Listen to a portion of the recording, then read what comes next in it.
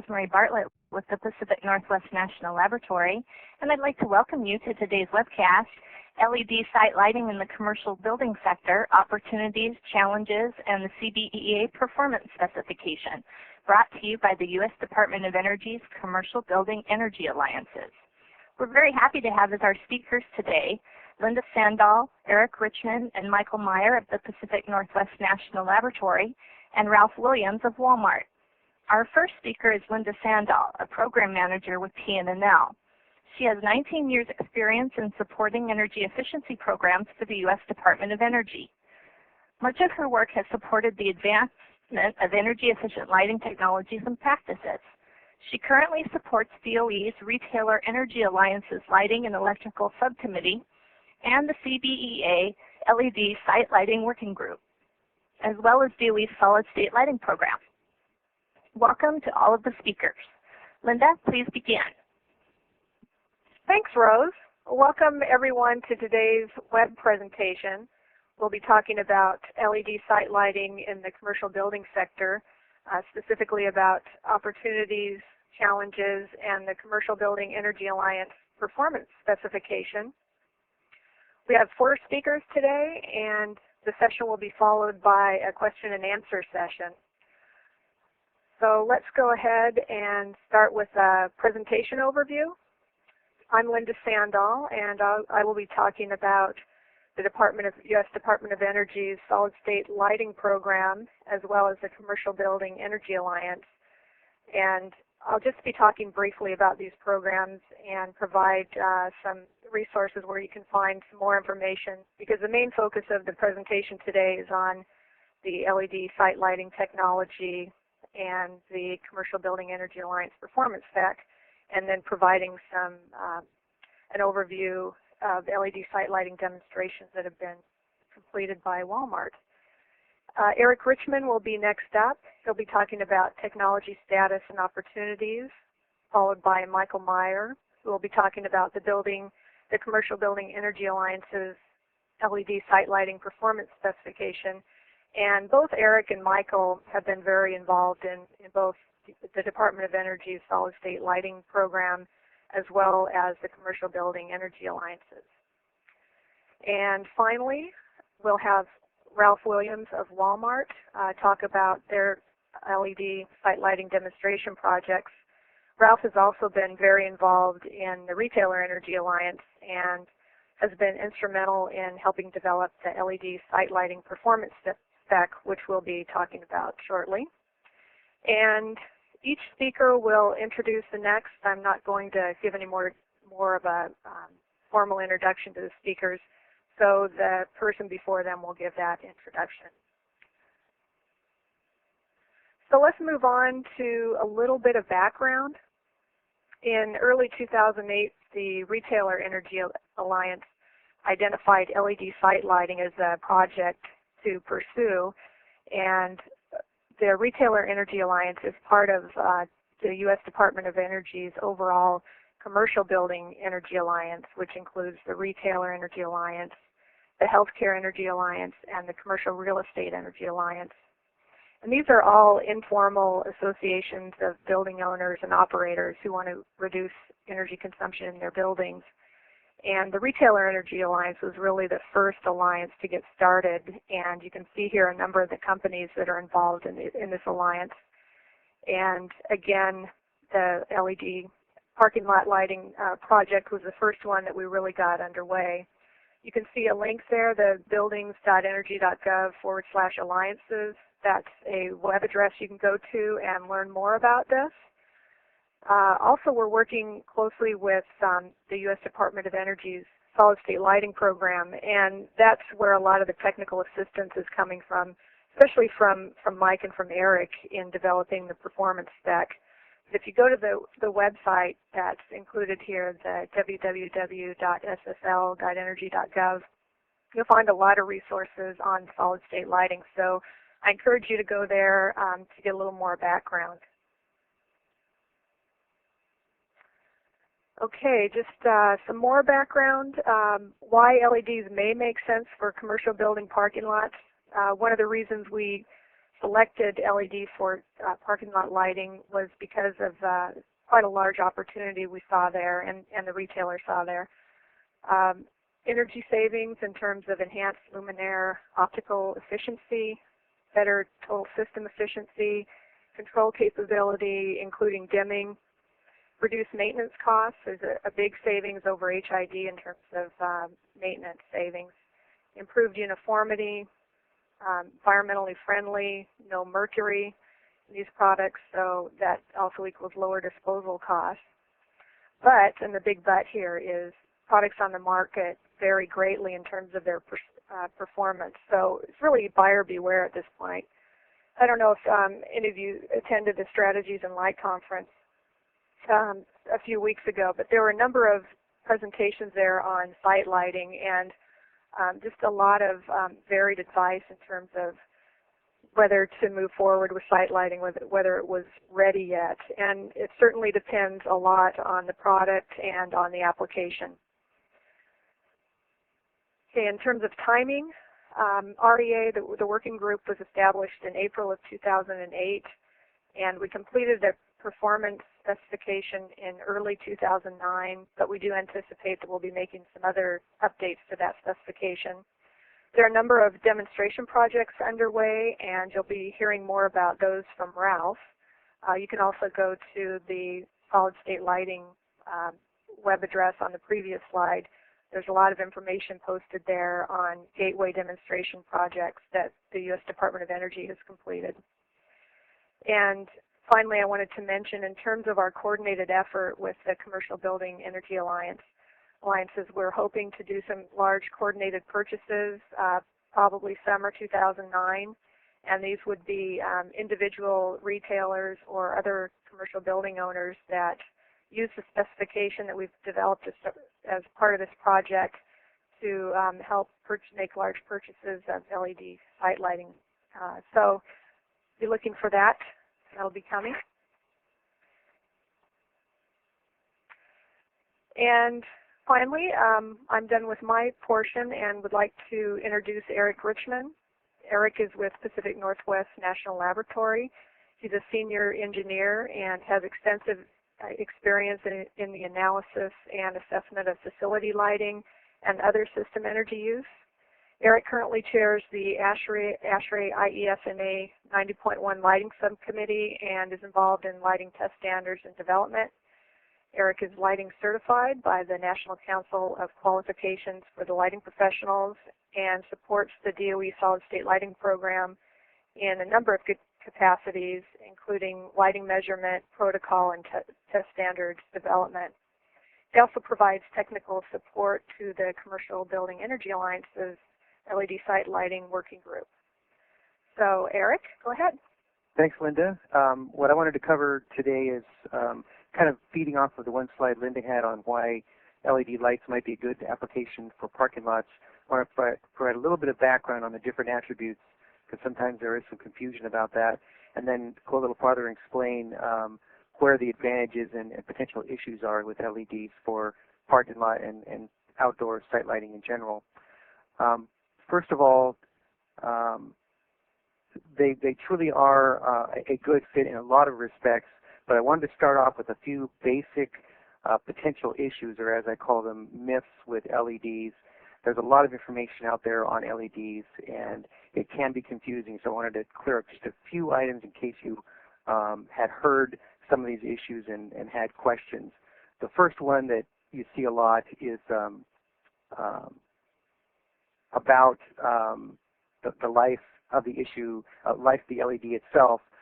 First of all, though, just to explain, these LEDs are not a magic device. They are what you may have heard as a semiconducting device. It happens to be, unlike most other lighting technologies, it doesn't include a filament per se. It doesn't excite a gas like a fluorescent. It is a combination of two different materials that when you excite the materials, they happen to emit visible light, which is what makes it unique and has some advantages and disadvantages. In terms of the color, it's the combination of those materials that provide different colors. And the combination of those colors or the addition of a phosphor are able to allow that technology to produce a white type of light. So on to these potential myths. The first one I'd like to talk about is one you've probably heard, that they produce no heat, and that's, of course, not necessarily true. If we look at this chart, it kind of summarizes what happens with the energy in different lighting technologies, the major ones, incandescent fluorescent, metal halide or HID products, and LEDs. And as you can see, the LEDs are doing pretty well in terms of efficiency, the visible light line at the top. But there are a couple of other types of energy that are radiated from typical technologies, infrared and ultraviolet. You don't see them, but you can feel them. And you'll notice they're fairly large components for the other technologies, except for LEDs. They aren't radiating anything except for the visible light. And that's where the misnomer comes from, that they don't produce any heat. If you look at the total radiant energy, it's pretty small for LEDs, and that's all visible light, the useful stuff. You look at the total, the other heat energy, conduction and convection, and you'll see it's the highest for LEDs.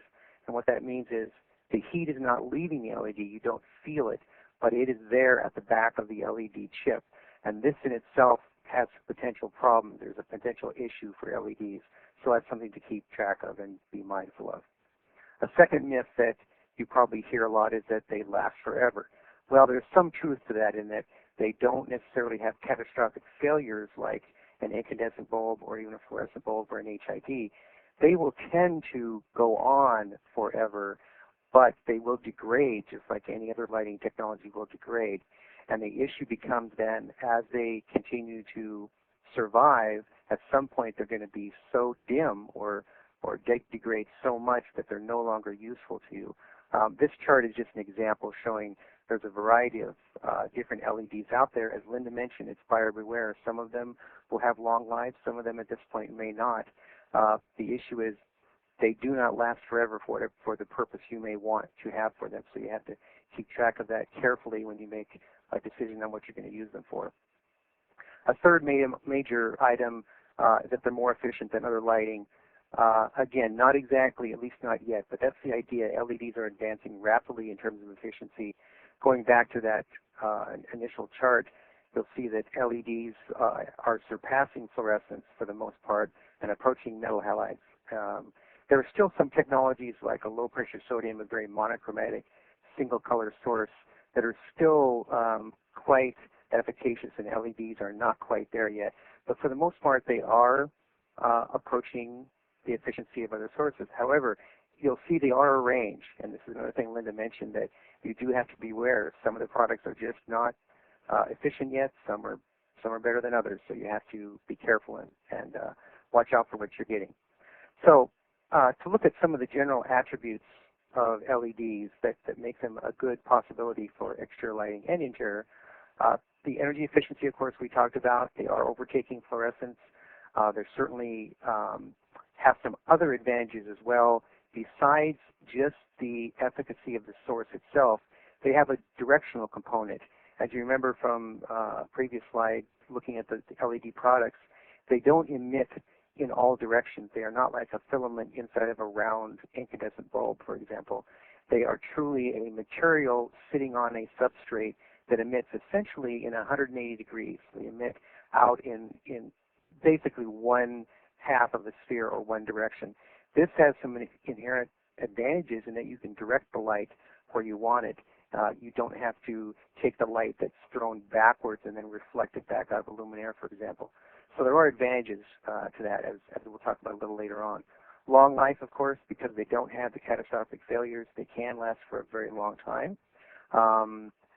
Could easily exceed fluorescent and HID products, but again, it's the degradation and how much light you're getting out of it at a certain point that you need to be careful of. And this is a very important issue for current applications. Good lighting quality. Generally, that's true with the white light products that are out there. They do have good color, which is tunable. You can make it easily to different color temperatures that you want. And the distribution, we talked about the directional capability, allows them to provide potentially a more uniform lighting pattern on the ground than most other technologies, which again we'll talk about. That's a true advantage of LEDs. Breakage and vibration resistant. The LED chip or module itself is very vibration resistant, very tough to damage. However, these will go into a standard luminaire like any other technology. So it may be that the luminaire itself becomes the critical point, but the LED module itself is very tough and very resistant to damage. Cold temperature friendly. As we talked about, a lot of the heat, the wasted heat for an LED is at the chip itself. So if you put that chip or module into cold temperatures, it tends to like that. It solves that problem of the heat, which if the heat was left on its own would create issues with the LED output and the LED life itself. Another good attribute is its instant on capability, which allows for rapid cycling and other control options. HID technologies, which are common in outdoor applications, have slow startup times, so they cannot be turned on and off rapidly.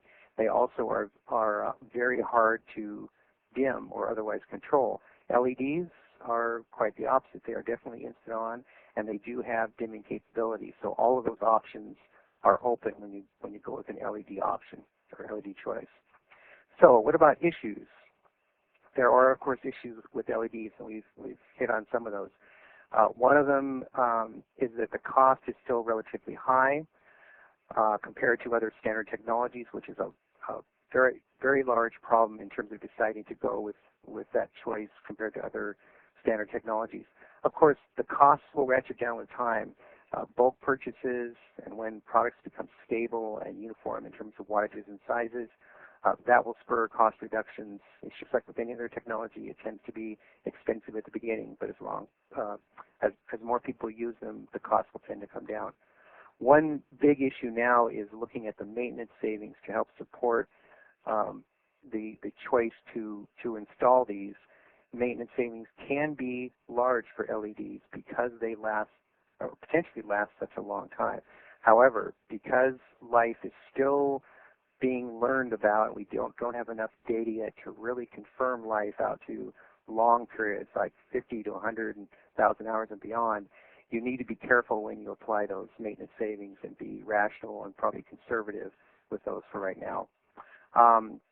Life reliability, like we were just talking about, we have limited long-term performance data, so the actual lifetime of LEDs is still in question. However, the industry is working on standards to help extrapolate what the life might be, and more data is being created as we speak to try and solve that issue. Again, a conservative approach is probably the way to go at this point. So let's look at some information on design criteria for outdoor applications, particularly for parking lots, which is a main focus. The little chart here is from RP20 on parking lot design. It shows that the basic minimum horizontal illuminance is recommended to be 0.2 foot candles. There is an enhanced security component which is higher than that. In terms of uniformity ratio, hot spots versus dark spots, 20-to-1 ratio is considered good for the basic installation. Now, when you get to actual current practice of parking lots in the commercial sector, they typically run anywhere from 2-foot candles to 5-foot candles. And this, of course, exceeds the ISNA recommendations by about 10 times, which is a potential great energy waste. Conventional light sources that are used are typically metal halide or high-pressure sodium, which have relatively long lives and fairly efficient, but LEDs have some potential advantages over these. There are optic issues with metal halide and high-pressure sodium in that you'll see typical hot spots and dark spots because they are a point source, and it's just hard to distribute that light evenly because they are a point source.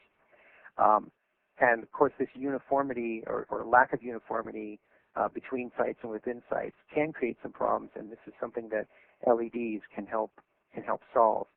So let's look at an example. This is a modeled parking lot, modeled in lighting design software, showing you a metal halide parking lot, same parking lot with LED lights. The first thing you'll see visually is the LED lot on the right has a more uniform pattern. There are fewer dark spots and fewer hot spots.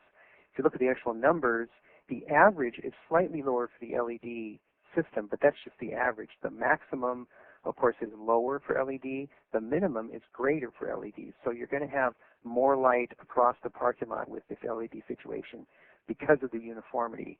the max to min ratio, of course, has been reduced from 10 to 4.3. So this is one of the good attributes of LEDs that makes it an advantage over other technologies. Of course, the items that Linda mentioned in terms of saving energy, they certainly can save energy, partially because of this uniformity. Reduce maintenance costs, that's true, but you do have to be careful. Improve uniformity, of course, we can see that from the modeling. They are also environmentally friendly in terms of they contain no mercury, which is a consideration in today's world. A couple other things I'd like to talk about, some things that DOE is doing to help move LEDs along as good quality products for the industry. One of them is an independent testing program you may have heard of called Caliper, Commercially Available LED Product Evaluation and Reporting. The idea here is to take products off the shelf essentially and do our own independent testing of them and provide consistent results so that users can actually compare the characteristics of LEDs, because currently, because the test methods are emerging, there isn't a good, consistent base of data for people to use, and this is providing that information. Just one example, this is some information on some streetlights. SSL 1 through 5 are 5 different streetlight products that incorporate LEDs. Also, for comparison, there was a high-pressure sodium and a couple of induction lamps tested. You'll notice that in the SSL products 1 through 5, there's quite a variety of efficacies. The lumen per watt, column 3, they range anywhere from a low of 19, which is not a lot better than incandescent, all the way up to 70, which far exceeds fluorescence and gets into the metal halide range as well, reinforcing the idea that there is a variety of products out there. It is a buyer beware market, so you need to look at the data, and the Caliper program provides this kind of data for people to use. Another program DOE is working on is the outdoor demonstration or demonstration project, which includes outdoor and indoor products or indoor applications. A lot of outdoor applications have been run through this program in various cities. What I wanted to show you was some information about one site in Atlantic City. This was an FAA demonstration site on a plaza, and the current or the existing high-pressure sodium lamps were replaced with a 3-bar LED. And there were some results here showing that, of course, there was energy savings. The average illuminance levels actually went up from 3.5 to 3.6 foot candles. The maximum and the minimums, as you saw in the modeling before, were reduced. The maximum was reduced and the minimum was increased. The max to min ratio was improved as well, and of course there's energy savings. So this is the kind of information that the demonstration projects are providing, and those are available for folks to look at as well.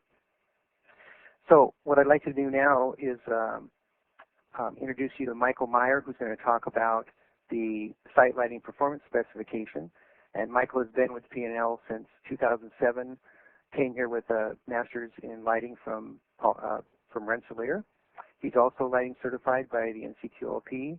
And Michael, who serves as a lighting engineer, comes to us with considerable experience in architectural lighting design and a lot of knowledge about lighting, specializing in sustainable lighting design, controls, and newer technologies. He's been involved in PNNL-related work, including the Lightweight Consortium and the DOE Solid-State Lighting Gateway demonstration projects, and provides technical support to the LED site lighting working group as well. So, Michael, it's all yours. Thank you, Eric. The CBEA LED parking lot specification is rather, has a lot of parts to it. So I'm mostly going to focus on some of the big ticket items in this presentation, some of the departures from standard practice, the new items, as well as some things that need to be addressed that are different for LEDs that may not be for other sources. First, it is an application-focused specification, not a product-focused specification.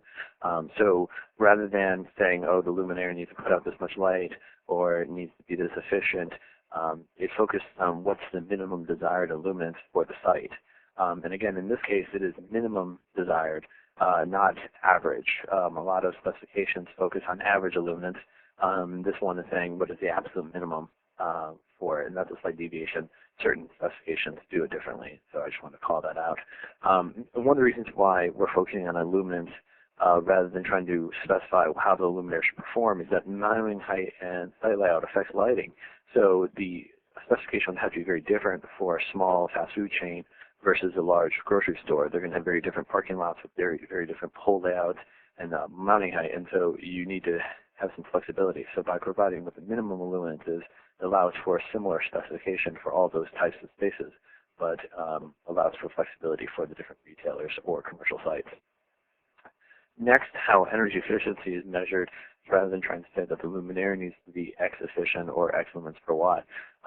This sets a power density on the site, which is specified in terms of watts per square foot, and that's in the installed watts of the luminaire.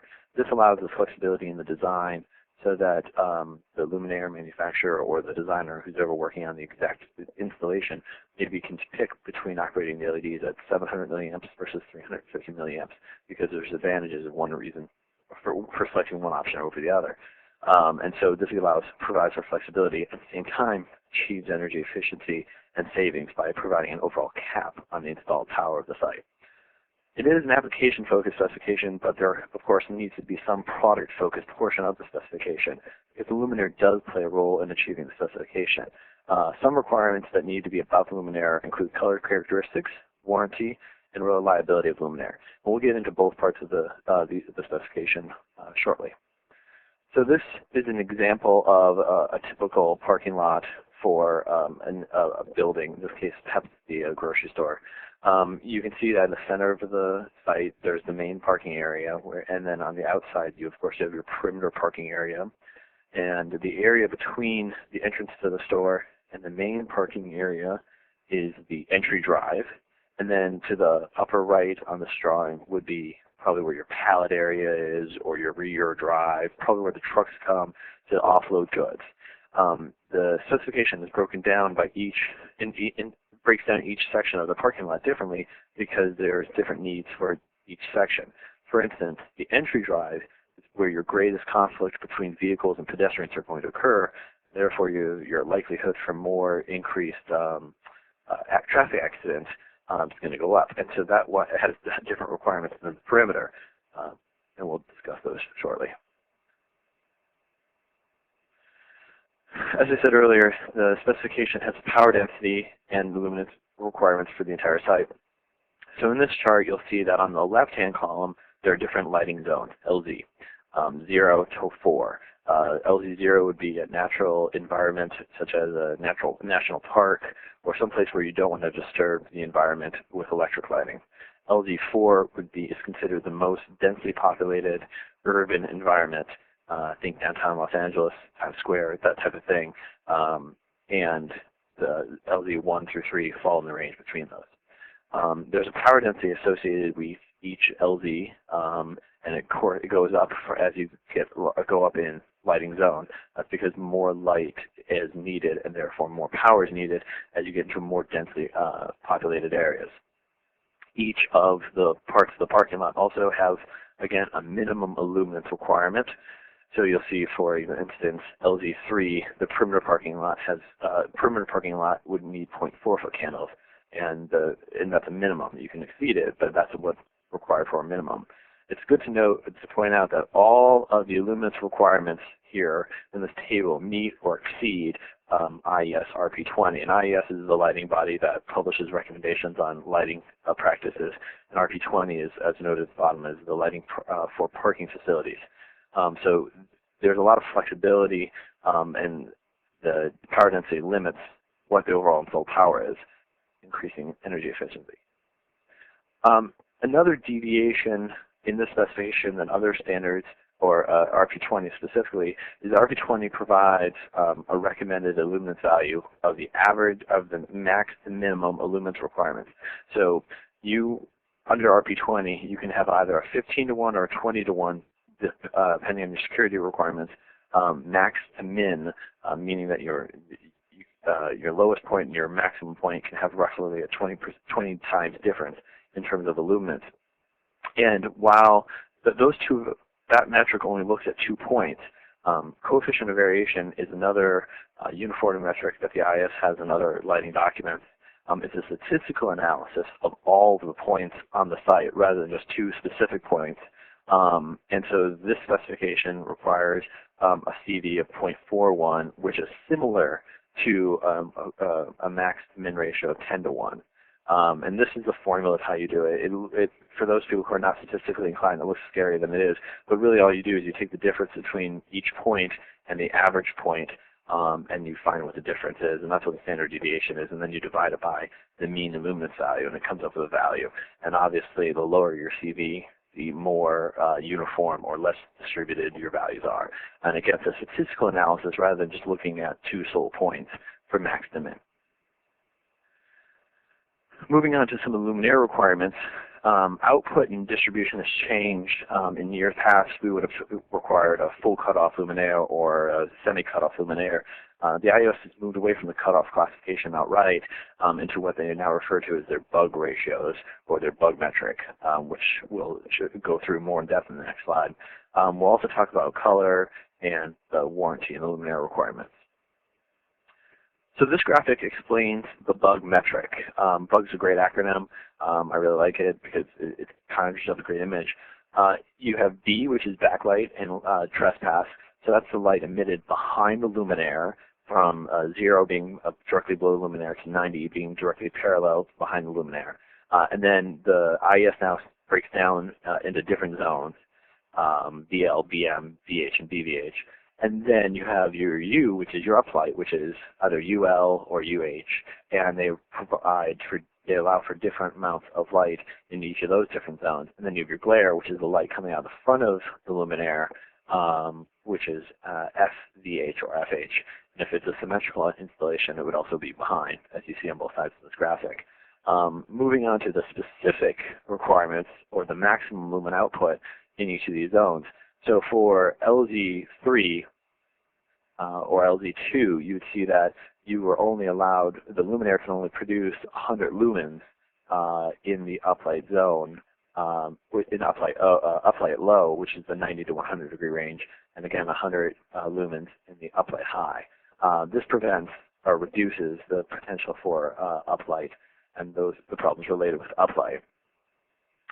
For glare, which is going to be the bigger issue in a parking lot luminaire installation, for asymmetric luminaires, it gets a little more complicated. You have to find your zone and then your different angles. So again, let's say you're in lighting zone 3, which is probably the most typical lighting zone for this specification. And you'll see that in an asymmetric luminaire, in the forward high, which is a 60 degree to 80 degree range, the luminaire can produce a maximum of 7,500 lumens. In the forward very high, which is where you're going to get your most offensive glare, which is 80 degrees to 90 degrees, the luminaire can produce a maximum of 500 lumens. And then again, this is an asymmetric luminaire. So in the back high, you can produce 2,500 lumens, and in the back very high, again, you can only produce 500 lumens. Whereas the full cutoff classification, the cutoff classification would have done something similar. This produces an absolute maximum, and with the intent that by limiting the number of lumens, you reduce the potential for glare. Now, this is not standalone to the CBEA specification. This is based on the ISNA's TM15, which is a document that redoes the whole classification system. Moving on to the glare allowed in symmetric luminaires, you'll see that these values are very similar, so that the forward high and the back high all have the same values, and the forward high and the forward very high and the back very high, again, have the same lumen value. So again, for LZ3, you're allowed a maximum of 7,500 lumens in the 60 degree to 80 degree range, and a maximum of 500 lumens to the 80 to 90 degree range. And again, this is all about limiting glare or limiting uplight or limiting light trespass based on absolute lumens, and it works for different zones. Moving on to other luminaire requirements, color temperature, which is just the appearance of the light source or sources. The specification allows for anywhere as low as 2,700 Kelvin to 6,500 Kelvin, which is in line with ANSI C78, which is the chromaticity requirements for solid-state lighting. The CBEA specification does also require a minimum CRI of 70 or better. It is acknowledged that the CRI metric was not designed for LEDs, but we did include something in there to at least attempt to address CRI. Finally, the luminaire warranty requires 5 years or better on the luminaire and power supply. Moving on to other photometric analysis, the manufacturer is required to provide 2 analyses. One is the initial conditions based on what the installation would produce on day 1, and then a future conditions installation assuming light loss factors, because those are going to be very different and shows kind of how the lights will fare over time. The luminaires also have to be independently tested per LM79, which is the IES recommendations on how you actually test a solid state lighting luminaire, or solid state lighting luminaire, and the list for the DOE approved labs that can do that type of testing can be found at that link. The manufacturers also have to submit data about how the LEDs were subjected to JDEC reliability tests, and JDEC is an initial for an organization that looks at solid state equipment, semiconductors really.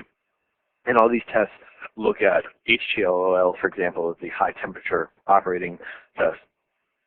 So it subjects the LEDs to a very high temperature. LTOL is very low temperatures, around -40 degrees centigrade, and it subjects the LEDs to a variety of intensive tests to make sure that the LEDs are not going to fail.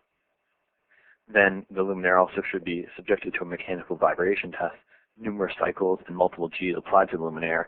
Mostly this is not looking for a depreciation per light output. It's more looking for damage to the luminaire, as well as whether or not the light output just stops overall. But again, it's to focus mostly on damage. That was, in quick, just a review of the specification. Now I'm going to turn it over to Ralph Williams, who's actually of Walmart, who's done a number of installations already, and he'll talk to some of the experience they've had on the ground with the equipment. Ralph joined Walmart in 1984 as the first energy engineer. Ralph is presently a senior systems engineer in the prototype development and construction standards department at Walmart, with the main focus of developing a more energy efficient prototype and programs to decrease energy consumption in existing stores. Ralph has also been a key contributor to development of the CBEA LED site lighting performance specification. Here you go, Ralph. Thank you, Mike. The use of LED site lighting in Walmart or LED lighting in Walmart is not a new project. We have already adopted LED for exterior signage, interior refrigerated case lighting, and have been evaluating and testing LED lighting in several areas of the retail environment, such as LED spot lighting for the produce area, LED impact area lighting for apparel and home line displays, and using LED for ambient lighting in support areas. Offices, bathrooms, sales areas, and support areas like deli and bakery are also being considered. However, one of our major sustainable lighting initiatives last year and continuing this year has been the evaluation and feasibility of LED site lighting.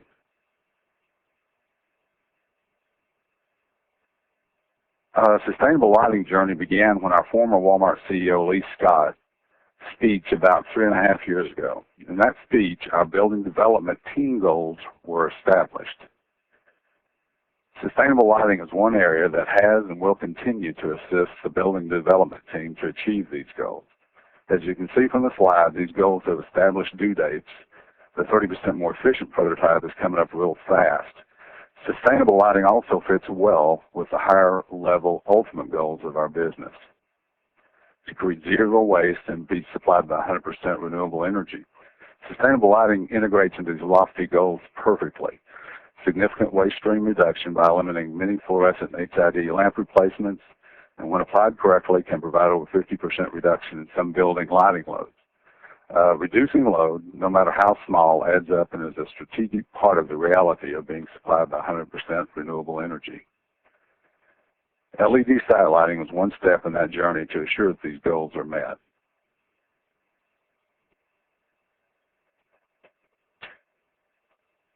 Eric and Michael covered these areas, subjects very well.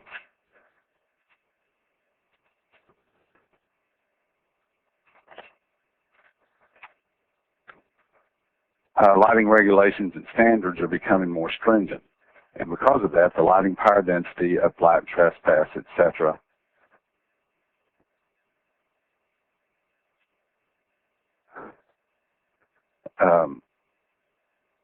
In addition to fitting well with our energy and sustainability goals, these regulatory trends we're seeing with ever-increasing frequency on many sites. Normally what happens on Walmart sites when when a local ordinance and Walmart site lighting standards differ substantially, you get a very poor lighting design. 1,000-watt fixtures on 20-foot poles, house side shielding on 1, 2, or even 4 sides, odd lamp sizes, and mounting heights mixed on the lots, creating long-term maintenance issues. Eric and Mike also covered this very well, why LEDs for parking lot lights. However, this was presented by the first LED fixture manufacturers about LED site lighting, and that sparked Walmart's interest in LED. The smaller lumen packages and wattage reduction, better visual quality, and the even distribution of light, we could see that this would be very beneficial lighting qualities that would assist in creating a cost-effective, high-performing lighting solution, especially with the sometimes ill-conceived local site ordinances.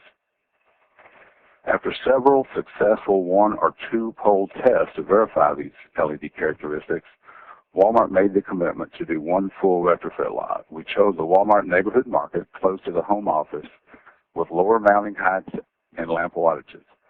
The lot had 400-watt pulse start metal halide at 28-foot mounting heights and 120-foot spacing. The existing fixtures were replaced 1-for-1 with a GE 205-watt LED luminaire. The picture shows the existing HID on the left and the poles retrofitted with an LED on the right. We considered this lot a big success. Confirmation number 1, LEDs are more uniform. That's the pure and simple truth, and this seems to be the basis for the lower foot candle acceptance. But had no complaints or negative comments from anyone on this retrofit. Confirmation number 2, the site was metered and confirmed what we already knew. LEDs save energy. In fact, using the CBEA LED site lighting specification, this percentage of energy reduction, 60% or more, is common in the actual and model site lighting performance from all manufacturers. Lower energy means lower average maintained foot candles, but not necessarily lower minimum foot candles, as has been shown before. Slide 11 here. Lesson number 3. We were amazed at the cutoff performance with the LED fixture. From this side and with the GE luminaire, it was much easier to eliminate light trespass. On the left is the HID with house side shielding. Notice the dark band actually on the parking lot surface just in front of the fixture. On the right is the GE LED fixture. Notice how defined the cutoff is just a few feet behind the fixture. LED will be invaluable for good neighbor policies, which eliminate light trespass and cutoffs and still provide good distribution with a small luminaire profile, something that in the application of shielding has been difficult to obtain economically with HID sources. As a side note, I have outlined a bright light on the side of the building in the upper right of the picture on the right-hand side. This was a test of with beta security lights. The Walmart this is a 4-bar 94-watt beta fixture. The Walmart standard is 175-watt metal halide lamp with full cutoff optics. With a lot retrofitted to LED, this was the first attempt at building-mounted LED security lighting. As shown, the installation was overdone a little. The code requirement for this area is 1-foot candle maintained, and we have 8 to 20-foot candles. More tests with lower lumen and lower wattage packages in the next few months are anticipated. FYI, it's been our experience that obtaining an acceptable ROI is more difficult for building-mounted security lighting, as the average maintenance costs are not as high. Back to our learnings. The security cameras tell the story very well. The vertical illuminance improves with LED. On the right-hand side, those were actual before and after images from our security cameras.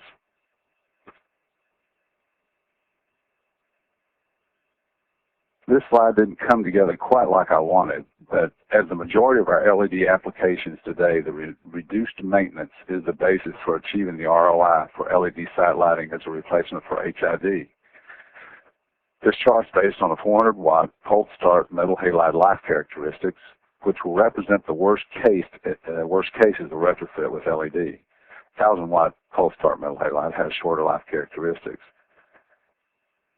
The gist of this story is what you've seen before. The actual rated life of the 400-watt pulse star metal halide is the second line at 4.5 years. The useful life of the LED, or the relamp cycle, is the far red line at 10 years, 50,000 hours, and represents a lumen loss of 30% with essentially no LED fixture failures, hopefully. At this time, the HID has been relamped 5 to 6 times. That's the sawtooth along the top. And for this reason, all the photometric evaluations are performed with around a 0.7 light loss factor for LED, which represents the design lumens, or the minimum foot candles we want, and that would be associated with a relamp cycle.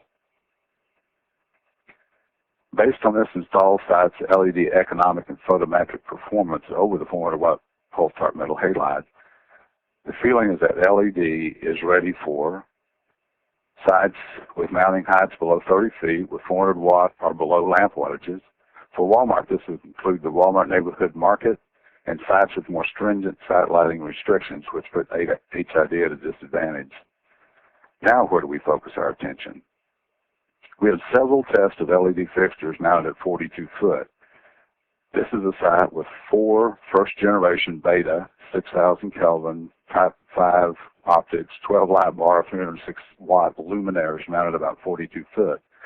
The existing bulb had 2 1,000-watt metal halide luminaires. Notice the bluish LED light almost makes the 4,000 Kelvin HID seem yellow. While the visual performance is okay, at this height and spacing, the system cannot meet the CBEA spec for minimum foot candles. This is a test with one pole with 4 GE LED fixtures, similar to those at the neighborhood market, mounted at 42 foot. The results are the same as with the beta LEDs.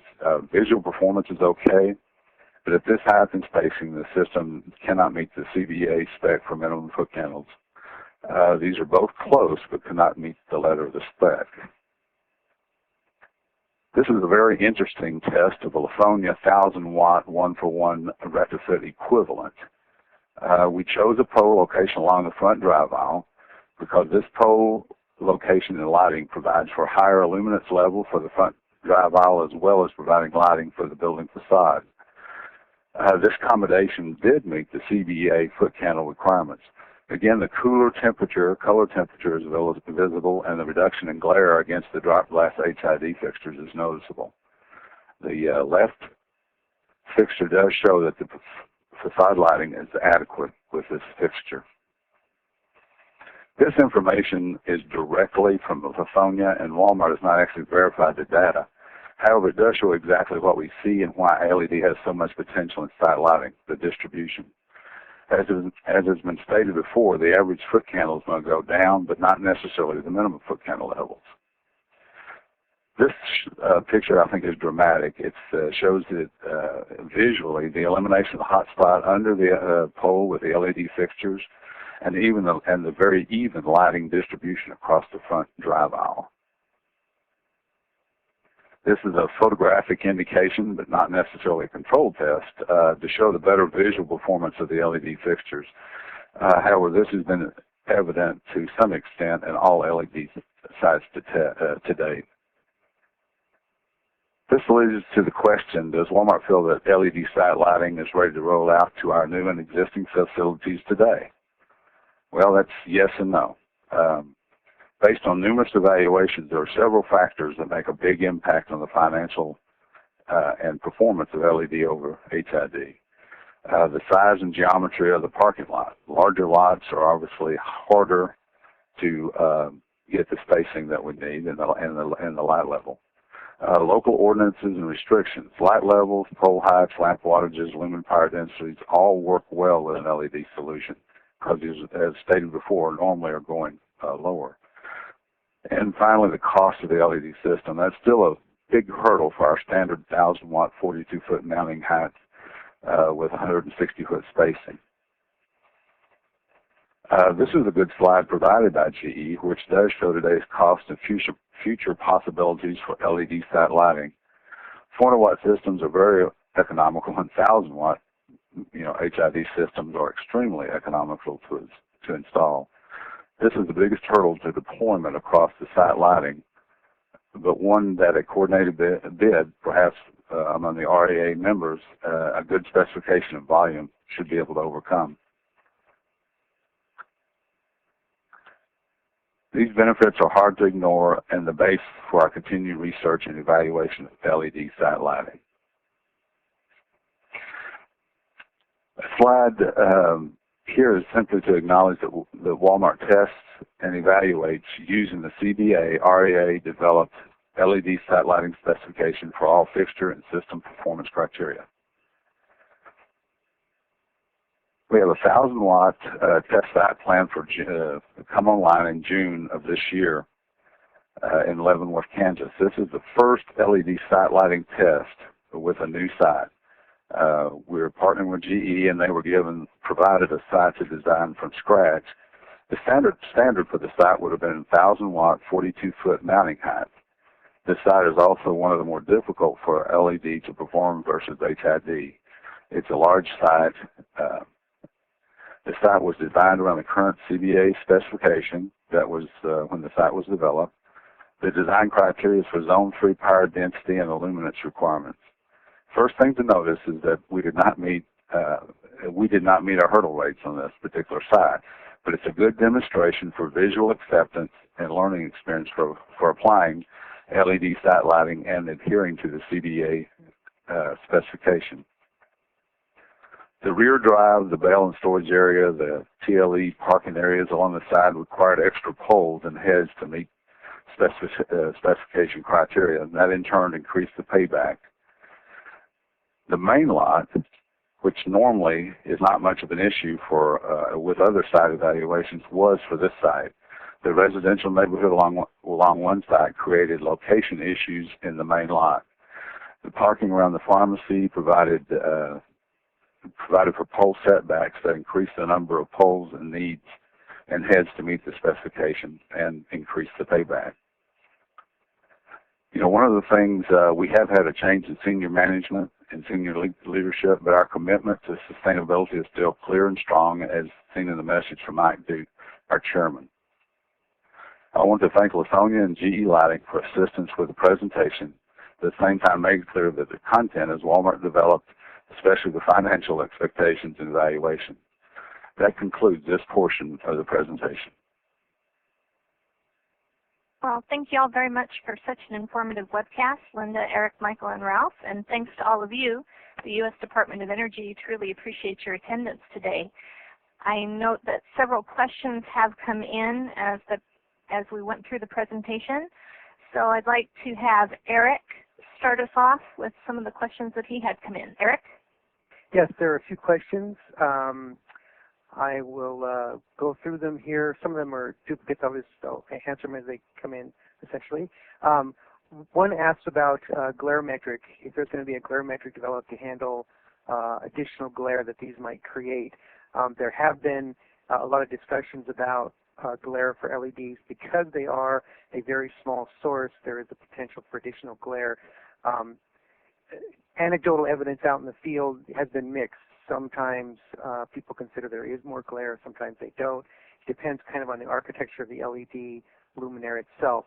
In terms of an actual metric, there is a lot of information, a lot of interest in developing glare metrics, but there isn't anything specifically for LEDs at this time, but there is work within IES and others on somehow being able to characterize an appropriate glare metric for these, but nothing exists currently at this point.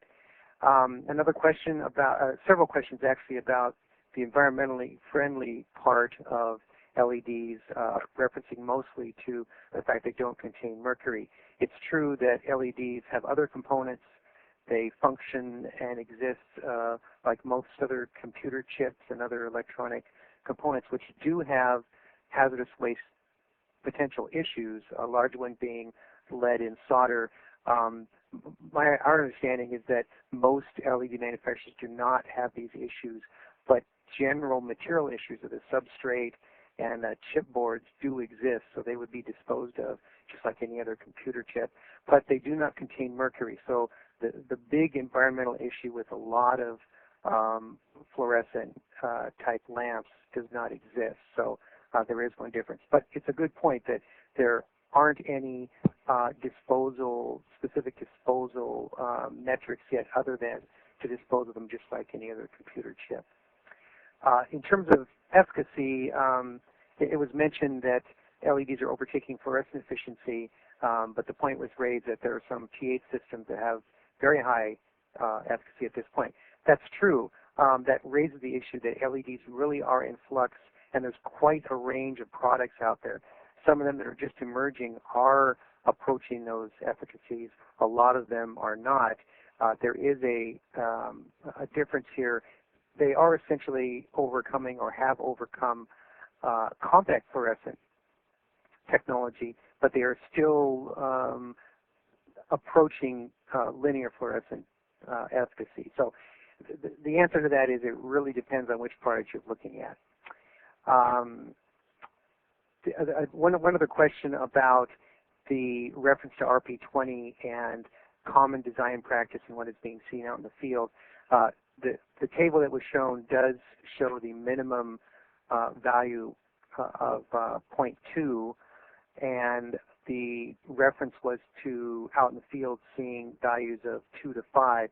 Those are mostly average values, not necessarily minimum values. So yes, some of the parking lots may be hovering around the right value of 0.2, but a lot of those parking lots seen are at minimums of 2 to 5 as well. So truly, most parking lots that are seen are well above what IES recommends. Let me do one more here. Let's see. A good question here on, since LEDs do not have catastrophic failure, they just continue to degrade over time. How is an owner going to know when the output is below an acceptable level? That's a very good point. That's something new with LEDs that needs to be addressed. One simple way, of course, is to continue measuring them. Of course, that's not very practical. Another method would be to look at the degradation curves that either are now or are going to be provided by manufacturers, because there's a lot of interest in the life, which will give you an idea of when that point below which the point at which it doesn't provide the amount of illumination you are looking for is going to occur. It'll at least give you an indication of that, so you can either plan replacement of the product at that time or begin measuring it at that point. A good point, there's been a lot of interest in looking at ways to have the LED actually cut off when it reaches that point. But currently, you need to either measure it or look at that degradation curve and determine when that point will be. Thanks, Eric. Before I forget, I just wanted to mention that up on the screen right now are a series of links that you can go to for more information. Some of the links are rather long, so I just wanted to let everybody know that within the next couple of days, all of the attendees will receive an email. All of the registered attendees will receive an email, and these links will be included, so you don't have to write them down if you don't want to. Okay, so thanks, Eric. Michael, did you have any questions? Yeah, I received a couple of questions while doing the presentation. One question focused on luminaire efficacy, why that wasn't addressed in the specification, and it was more geared toward the power density metric. There are two answers. One is that by focusing on the power density, the specification can apply to the entire site rather than just a single fixture. We've discovered that in certain geometries, it's easier to light from the building rather than from a pole. And so I don't want to use the word wall pack, but some type of building-mounted light might be able to provide sufficient lighting and actually help the situation. And that may have a different efficacy than a pole-mounted fixture just because of sheer size. You can wick heat away differently. So rather than trying to come up with that different thing, that was one reason why we went with a site-based specification rather than a single pole luminaire efficacy. Though it could be possibly revised if there was a great interest for more luminaire efficacy. But moving more into why also luminaire efficacy gave us some concerns just of coming up with one number was that because it's a site-based specification and every site can be very different, we need to take into account some of the geometry issues. And from our experience, what we're seeing in the field, that a type 3 optic or a type 5 optic tends to have just slightly, because of the way the optics are designed, we've noticed some manufacturers have just slightly less output. And so you have to have efficacies just between different optical designs. So that's one issue. Another issue of luminaire efficacy of why we didn't pick a single number is that you could also look at drive current. There might be some reasons why you would want to overdrive the luminaire, such as if you were going to be using some type of it's an occupancy sensor for a high-low setting where it would be on at kind of full when when people are in the space, but when it's not being utilized as much, it went to a lower setting. And because you're going to optimize your drive current that way, that would also affect your luminaire efficacy. And because there were a number of variables there, focusing around just the actual luminaire efficacy, we tried to stay away from specifically stating one value. And again, trying to look at it more as a holistic site rather than just a fixture. Another question came up about the specification and working with the MLO. The MLO, for those people who don't know, is the Model Lighting Ordinance. It's currently out for public review. I believe April 10th is the final date for comments. I believe it's the 60% phase comments right now. And we have tried to gear towards some of the MLO just because we know that it's coming and that many people will, or some municipalities will probably try to incorporate it as well as, or aspects of it. And so it's good to at least be aware of that. Along the same lines that the DOE Energy Star, SSL Energy Star specification for roadway and area lighting is currently being developed. And in all practical matters, if a luminaire qualifies for that, it should be able to be used in the specification. And that also kind of alleviates some of the luminaire efficacy sides. But again, because every site's going to be different, we can't say that all Energy Star luminaires are the best solution. It's just that they should be able to work and help meet some of the goals. I'm going to touch on two more comments or questions I received, and then maybe turn it over to Ralph in case he received some. One was, why is there a 6500K limit? That's a great question. Color temperature is always a fun discussion with LEDs. One is the ANSI specification C78.377, which governs the SSL, the chromaticity of SSL products, allows for the range from 2700K to 6500K. So that's why we use the upper bounds. Another reason of, just more than just following convention of what the ANSI standard was, also Energy Star also references that, and we're trying to stay within, kind of work in conjunction with other programs.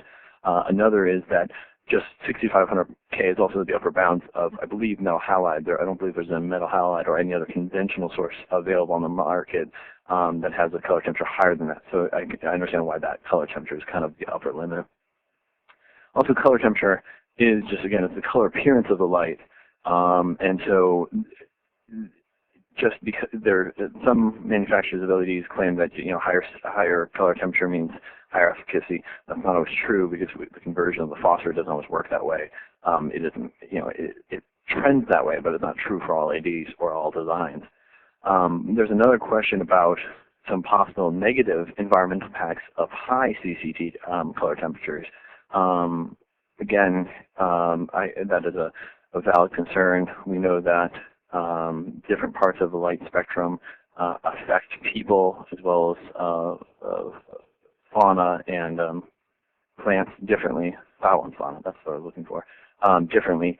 And so rather than trying to have a conversation about higher CCT, I think the question, if we're going to look at environmental impacts, maybe we should actually say, well, what about the actual spectrum, and actually get in and talk about specific parts of the visual spectrum, that if that's the issue.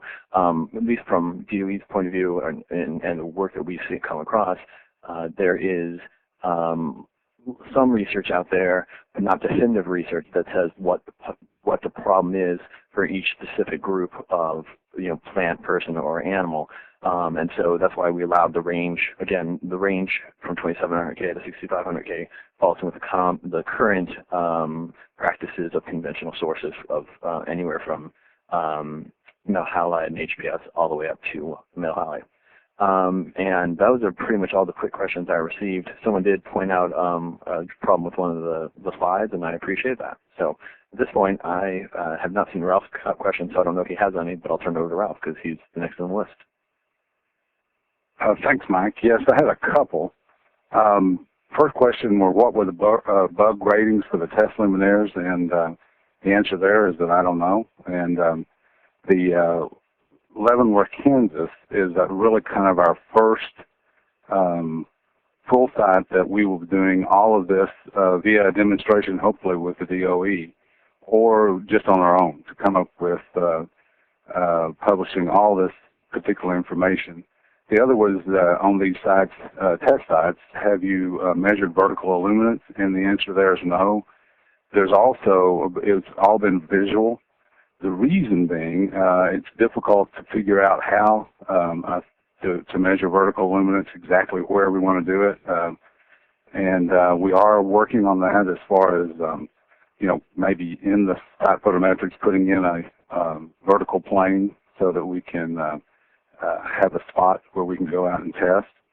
The other is the maintenance graph shows that, there were several metal halide relamps during one LED life cycle, and the question was, does the material make sense? And obviously, no, that would be a couple of $100 worth of metal halide lamps versus, $1,000+ worth of for an LED fixture. But that's not the major cost. The major cost is the maintenance, is the labor to get out, especially during spot relamps, to get a bucket truck, an electrician, get them to the site. That $20 lamp may be $300 by the time we finish. So when we looked at our average maintenance costs per site and worked them into our financials, that's what you were seeing. Those are the only two I had. Okay, thanks, Ralph. I know that there are other questions coming in fast and furious, and I know Eric has some more to answer. So, Eric, go ahead. A couple other questions here. One, I believe, was on one of the last slides in the first part about the FAA demonstration, asking whether that was a one-for-one replacement with the 3-bar LED, and yes, that was. That was a direct replacement, pole for pole. A couple other questions here about mercury and environmental friendliness of LEDs. Someone raised the issue that if you do replace a functioning fluorescent system, for example, with an LED system, you're going to inject more mercury into the environment, and that's true. That's certainly one of the issues you need to consider when you're looking at an LED replacement. Someone else mentioned that Canada recycles mercury from all fluorescent lamps, so why can't the USA? Well, the USA has some specific rules about recycling of mercury from fluorescent lamps. It isn't mandated for every fluorescent lamp, like apparently it is in Canada. I wasn't aware of that. The USA, again, why can't the USA? They could. It just depends on the regulations. They are what they are for each state. Can't really say much more than that. Another question here about comparisons with LED solutions compared to induction lighting. That's a common question on a lot of people's minds, and there are some demonstrations being started to compare those two. The physical, electrical attributes of the two technologies are known, but there's still a question about how they perform in the field. So there are some demonstrations being started. No information yet that I am aware of. One other question here for me, how can individual LEDs be repaired? And a related question about when you have to replace an LED, isn't it true that essentially the entire fixture goes with it? And that's generally true because these are somewhat produced as a fixture or luminaire. When they do end their useful life, or whatever that may be in terms of what you're using them for, generally the LEDs themselves are not replaceable. Certainly individual LED chips or modules typically are not. There are some products where strips, for example, that 3-bar luminaire might be one where you could replace one bar or all three. So there's work being done on producing replaceable LED luminaires, but a lot of them currently are you replace the head along with the luminaire. So I believe Mike also has some additional questions. I'll pass it over to him. Oh, thank you yet again. Yeah, these are coming in pretty fast. Fun to do in real time. One question had to do with what foot candle value is considered overlighting for site lighting applications, minimum or average. I don't entirely know that understand the question. I'm going to give them two answers then. If you're asking about site light trespass, the current specification actually provides a value, and I don't actually offhand remember what the exact value is, but it's you'd take a measurement near the property line at a certain vertical height to get an idea of what the light trespass is, and that's similar to the way RP33, the revision to RP33, which is exterior lighting, will have for light trespass.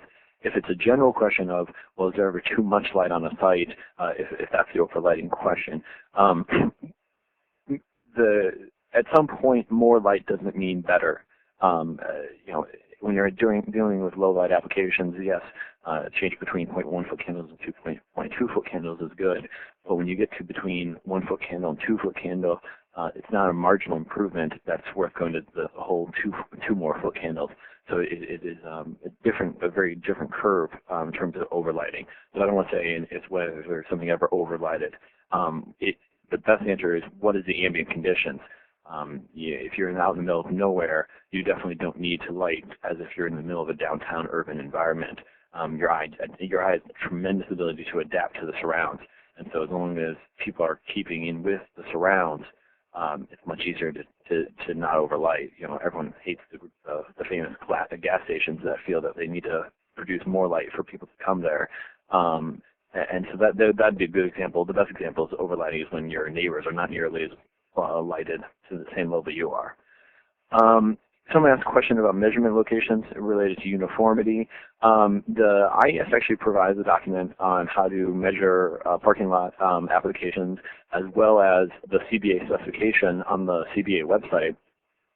We have an M&V plan that I think because of a snowstorm in Colorado didn't get posted yet because they had some problems out in Colorado where the server is. But it's an M&V plan that will actually provide guidance on how to take measurements in terms of site location, pole location, where to place the points, types of measurements to take. So that's in accordance with that. And then just about uniformity, if you're doing again, to the CV question, is the CV method that we propose here, you don't actually, again, it's the dispersion of points. So the more points you have, you're going to just get a better set of data there. Michael, I'm just going to interrupt you. I was told that document has been posted. Okay, I thank you. I didn't know with the snow how things were going in Colorado. Unless anyone's listening from there, they should drop me a line. I'm sorry, these are coming in through my emails. I'm quickly checking to see if there's any other questions, but I think I'll hand it over to Ralph while I look for the next question. Thanks, Mike. I did get an additional question that said, on these sites or in Leavenworth, was any type of adaptive control employed to capture additional energy savings? No, we haven't. On these were first generation tests. Again, the test in Leavenworth was more for visual, again, acceptance of the whole site, and just to as a functioning, a real site where we took the CBEA specification and used that to design the site with. However, in the future, this goes into several things. One of them was how would we know when we're at the end of life, which is a big question. We do want to we are working with several manufacturers of control systems to come up with a way of pushing the control of the site lighting down to the actual, I want to say within the head itself. And so both to eliminate day burners, which is a big issue, to understand the exact number of burn hours of LED light, and also to either do some sort of lumen maintenance so that we can start off at a lower light level, lower light level, lower output, and then gradually increase over time as the for the lumen degrading. But as far as turning lights on or off or going to a different power level, that's For retailers especially, I mean, that's also a kind of a lawyer question, and we have, it's still up in the air. Turn it back over to someone else. Hey, Linda, I think you had a question. Okay. My question is, are there marketing tools available from the DOE to quantify the maintenance cost savings, including the elimination of the disposal costs? And as we were developing the CBEA parking lot performance specification for LEDs, we did look into this. I don't think we have anything available publicly. I don't know if Mike or Eric knows if there's anything available at this point. We don't have anything on the DOE side, though. I'm not aware of anything there may be, but I don't have any reference offhand. Yeah, I think the maintenance cost would be more anecdotal because that's always going to be site-specific. Disposal is less site-specific, but you know, at least in the Gateway Demonstration Program, which is another program I work on, we always look at maintenance costs. And so, take for instance the I-35 bridge, which was the Gateway Demonstration report is coming out very shortly. We did look at maintenance there, and so that'd be one place, but again, that's much different than a parking lot. But I know that another parking lot demonstration in California was just completed, and a report there was posted, and there's some maintenance numbers there. Again, you know, they're saying, okay, this is what we, you know, how much we used to pay to maintain our metal halide, and this is the deferred cost, and this is our payback. But again, you know, it's all anecdotal because maintenance costs in Sacramento versus Leavenworth, Kansas, are probably just cost of living is going to be very different. So it's not really more of a marketing tool, but there's some anecdotal separate things in the different Gateway reports. And those reports can be found on the DOE Solid State Lighting Program site, and on the last slide in the presentation at www.ssl.energy.gov, you can look under Gateway projects and find those. Okay, thanks everybody. Eric, you have a couple more questions, don't you? Sure, a few more here. Questions or comments. One about, what about off-grid solar? Was the actual type question. I'm going to presume the person asking it was referring to how would LEDs work with off-grid solar, and they would work quite well. That's one of the potential advantages for LEDs, certainly for residential and maybe some remote sites, in that because they tend to be a lower voltage source, they can work well with solar applications. So, and a lot of work has been done in that area. A couple of items. Someone mentioned sustainability at high cost, and that's true. LEDs are considered a sustainable technology. They are at a high cost. Of course, the idea is that costs will come down as time and people use them. So hopefully there's a point where those two items match. One other comment here about someone noted that the first two speakers came over like an infomercial for LEDs. I would like to address that a little bit. We, of course, and DOE, who the two of us who had the first two parts work for, are trying to help support LEDs and make them a viable technology, but we are very careful not to over-promote. In fact, we find most of our time is spent trying to educate the public and industry on where they should put the brakes on, if anything, so they don't over-apply LEDs initially. As we know from history, that causes more problems. One other question, someone asked about if you have an L70 value for a certain product at a certain drive current, what value could you then assume at a different drive current? And I would caution that you can't do any kind of general reductions or extrapolations like that. You would really need to go back to the manufacturer and look at their data, or ask them to look at their data and provide you an appropriate value, because it's not necessarily a linear extrapolation at this point. So, Mike or Ralph, do you have any other questions you'd like to answer? Yeah, I got two more I'd like to get in, and I think I'll have covered most of them. One is a quick one. Someone asked about the section referring to light source expected life being 96%. The CBEA specification currently borrows from the Energy Star, the DOE SSL Energy Star expected life.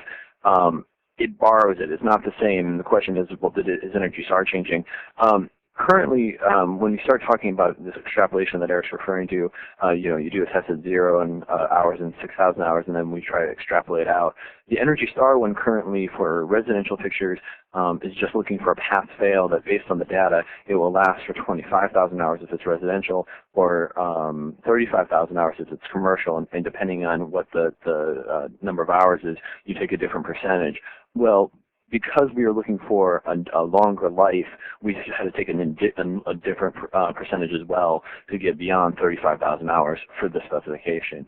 Again, it's a pass-fail. It's not an expectation or extrapolation of what the depreciation would be at 50,000 hours. It's just saying yes, it'll exceed this value.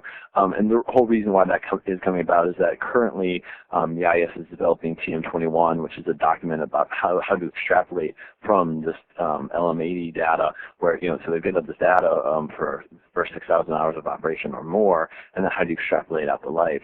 And until the IES releases that, Energy Star is taking a conservative approach, but moving forward, and we're trying to kind of piggyback on that approach.